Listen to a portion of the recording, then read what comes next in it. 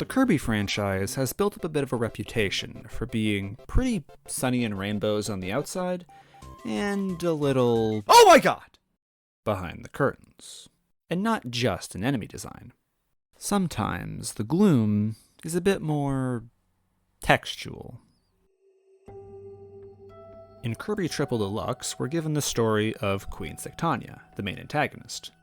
Once a, presumably, more benevolent person, she was gifted the stolen dimension mirror by her friend Taranza, who didn't realize the power it held. Through this mirror, her obsession with beauty and her own self-image grew out of control, leading her to even steal bodies as she slipped down the path to tyranny and madness. Of course, this all eventually came to an end. Even merging with the Dreamstalk isn't enough to stop Kirby from taking her down, laying the mad ruler to rest. It's a tragic way for things to end. She dies, not even as herself, but a monster of the mirror's making. Even in that state, Taranza still held her very close to his heart, maybe even closer than he was able to express. Even now, it seems she's never too far off of his mind. Bed of Flowers, written by Beware the Dragon 1, offers the late queen a second chance at life. Sitting at 64,000 words and 22 chapters, it isn't exactly the longest read out there, and the chapters themselves are pretty digestible all around. As a reading experience, it's not likely to give you much trouble. You can really go at your own pace. In this story, Sectonia reemerges from the bloom of a stray Dreamstalk vine, with her mind now freed from the madness, and she's taken in by some humble farmers. Interestingly, she's still in her wasp form, the one that she stole. This initially had me pretty disappointed. I mean, what's the point of writing a good Sectonia if she's not going to be in her original body? That's like the thing we haven't seen much of, the thing we'd like to know more about. I'd call it a missed opportunity if I didn't end up changing my mind on that. Because as much as I wanted to see Spider Sectonia, her unchanged appearance gives a sort of permanence to her time as the despotic queen. Because even if she wasn't exactly in control of herself, you have to keep in mind that this will always be a part of her whether she likes it or not. And even excluding the symbolism, it's a neat contrast to have the bee form inhabited by her now cleansed mind. Very, very cleansed mind. See, she isn't just free of the mirror's influence, she also has amnesia, not remembering anything about herself. And the only hint she does have is this larger-than-life body that doesn't even feel like her own at times. The farmers don't know what to make of it either. Not that it matters to them much in the first place. As far as they're concerned, the only problem here is that she's a person in need, and they're more than glad to accommodate. They even help her come up with a new name, inspired by her glimmering golden wings. Oriel. And, for a short while, that's who she is. Just Oriel. A young lady doing her best to get along with and help out this family that took her in.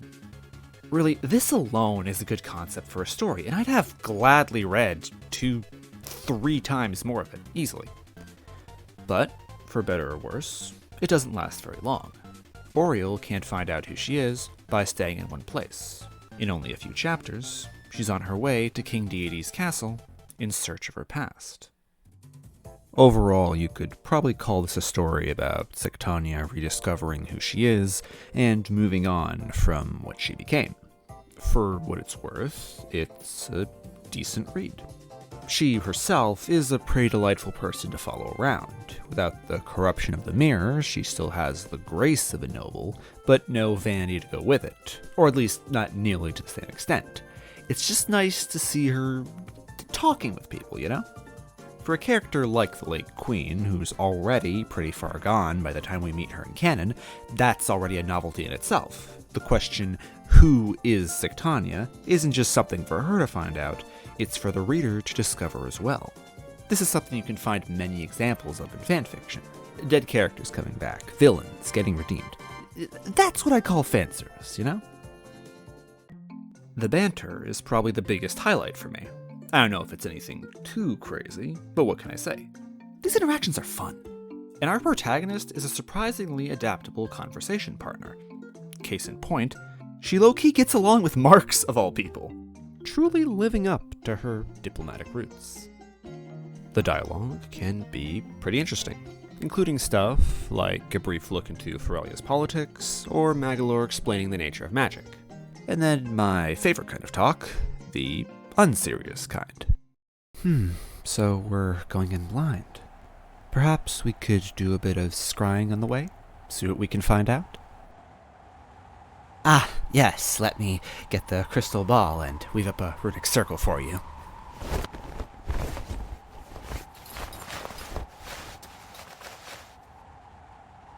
Oh, I forgot to pack the crystal ball. Haven't you heard, Taranza? The crystal ball is one of the things you must never leave the house without. Right along with your staff, your books of forbidden magic, and, of course, the kitchen table. It's a good time. There's a decently sized cast of supporting characters here, with varying amounts of screen time. From the source material, there's Marx, Magalore, and of course, Taranza. Though in his case, I'd say he's not quite as prevalent as you might expect. He is present, don't get me wrong, just not exceptionally so. And within the context of this story, there's the group of farmers that take her in. Wesley, Quartz, Sina, Orchid, and, of course, Barney, the large Bronto bird, who might be one of the more important characters in the story, despite not being present outside of those first few chapters. He's actually the first one to find Sectonia after she emerges from the Dreamstalk vine. And the reason for that is because he tends to a flower garden built around said Dreamstalk vine. Flower garden, otherwise known as a flower bed, a bed of flowers. Do you see where I'm going with this? Yeah, the guy is directly tied to the story's namesake, and that's gotta count for something, right? There's a moment where he shares a certain perspective with the amnesiac queen. This idea that just because something gets broken doesn't mean it's ruined forever. It can be an opportunity to build something new, maybe even something better. The history you can see in a minute object gives it more weight, I guess. It's a pretty compelling idea. And these words to Oriel ultimately help Sectonia deal with some of her issues later on. To be clear, this is not an especially angsty story. Angst is definitely part of it, but so is a bunch of other stuff that makes the overall tone fairly laid back. If you go in looking for general misery, you might find yourself a little disappointed. That said, overall I find it to be a pretty enjoyable experience, with moments ranging from comfortable to more serious to good old fun. All this through a pretty likable protagonist who makes those little moments worth it, you know? So if that interests you, and or you just like to see someone's take on a good Sectonia, maybe check it out.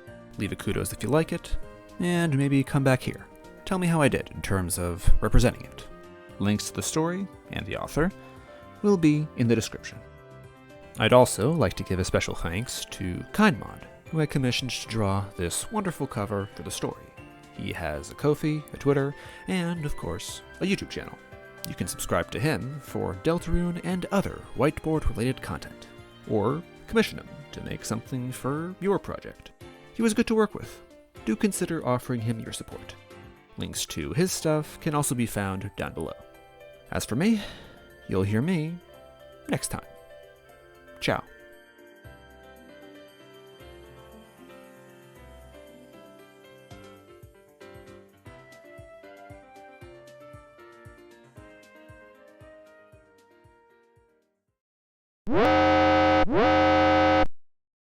I will say, though, if you're a Daroj fan, you might be a little bit put off because he shows up for like 2 chapters just to be a douche and immediately gets thrown out for being a douche.